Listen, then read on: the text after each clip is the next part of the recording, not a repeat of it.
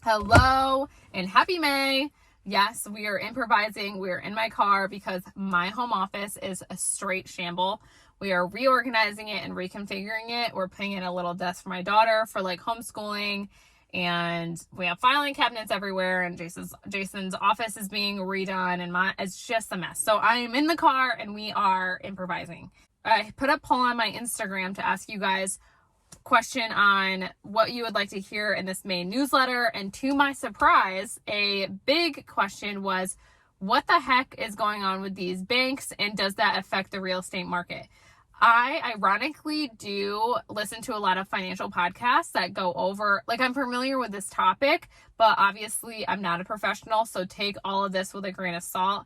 I have notes written down right here, so I will explain to you how this affects the real estate market. So when you're looking at it in the lens of real estate, and we're going to focus more on interest rates in the mortgage process, because that's how all of this is going to affect real estate, right? When I was doing my research, what they found is that they don't believe it to be a major concern at all, and what they're seeing is that it's bringing stability into the long-term mortgage rates. So they don't believe that it's going to increase interest rates any further. Since the Feds had their little meeting that they always have, we believed that they were going to raise the interest rates 0.5% back then, but all of this like bank failing happened right before they met, so they actually only raised the interest rates 0.25%, which obviously is great news in the real estate industry, and we believe with that happening that it's actually going to start a decline process in mortgage interest rates. Now, obviously, inflation is still out there, and I'm not saying that it's not a major concern. It definitely is. It's going to affect everyone's life in some fashion. But when it comes to real estate and the mortgage industry, they're actually seeing it bring stability into the market, which is great news. I mean, basically what the Feds were trying to do is they're raising interest rates and raising the interest rates to try to figure out, they wanted something to fail, and unfortunately that was the banks, and that doesn't harm, buyers getting mortgages or mortgage interest rates directly. It actually brings stability back into the market, because they were trying to figure out what would fail, and they found something that failed, so now they can bring stability into that failure, if that makes sense. One little side note that I would say, but again, take everything with a grain of salt, I only listen to podcasts, so I'm not a professional, but I would suggest that you put your money in many different banks, because they do see this happening in the future more often. So maybe contact your bank and figure out, if that did happen with that bank, how much are they willing to cover. I believe the number is like $200,000 that banks only cover. So if you have any more money in a bank above $200,000, then they won't cover it. So maybe put that in a different bank, and then keep $200,000 in each bank all around, and you'll never lose your money. Another note is that when I was doing my research, and obviously being in real estate, what we've been seeing is that there is more mortgage applications and less cash buyers, which, yay, can we all say?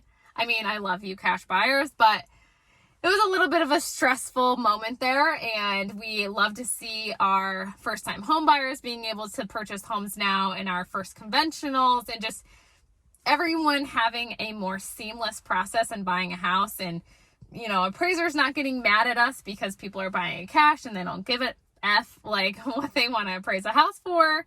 So it just brings, once again, more stability into this market. So that's what we've been seeing, is just major stability happening in the market. It's May. May is for stability. So I hope that answers your question. And if you have any other specific details that you would like, please just DM me on Instagram. I look at that a lot more, and let me know, or send me an email because this is going to be attached to your newsletter for May. So maybe just send me an email and I'll answer any specific questions. If you are looking to buy, I'm always open to going for coffee, or getting on a 30-minute phone call, or whatever you might need to go over your specific needs. I have countless buyers that aren't even looking now, and they're planning on looking in a year or two, but I have them in constant communication with my lenders to keep them on track in order to be ready to purchase in those years following. I'm always up for talking to you guys, answering your questions. It's never too early to be prepared to purchase one of the largest purchases of probably your entire life. So I'm here for that. But I also wanted to give you guys a side note that I listed a property that went crazy, and they did exactly what I told them to do when listing this property. I said, because of this market, we had to be 10% lower than market value. You have to give these buyers incentive to bring offers right away. So we actually completed, my sellers paid for a pre-inspection agreement, or a pre-inspection report, sorry. So they had, when these people were coming into the house to see the house, they already knew everything about the house. They had a full inspection report to look at. I had in 3 days, I had over 30 showings on this house in 3 days. And about 15 of them brought me offers. All of them would waived inspections, knew exactly what their terms were gonna be, and it was a very smooth transaction. Now, with that said, I know that seems very scary for a lot of people, like, holy crap, if I was a buyer, I don't want to compete with 15 different people. I feel so, after seeing that many offers on one house, it just opened my eyes to the new way of doing things and how people are competing and making their offers competitive, that I strongly feel like if a buyer was up for it, I know exactly how to make their offers look the most appealing, because the offer that won, you wouldn't have expected it to win. So that's all I'm going to say, because obviously it's still an open deal and I can't give any specific details out. But if you're a buyer and you think you're held up on purchasing a house because it's just way too competitive right now, and you don't know how to make your offer look as appealing as these other people, I strongly, get on a phone call with me and I will tell you, after seeing that many offers, I know exactly how you would win. And it's only, we would go over your specific terms and all that. I wanted to put that out there and let you guys know that even if you had kind of struggling terms, there's still ways to make your offer hard to say no to. And for my sellers, the market's crazy, but once again, I had another seller. They didn't want to lower the price too much because they didn't want to encourage lowball offers, which totally makes logical sense. But with that said, it hindered a lot of foot traffic coming into the house.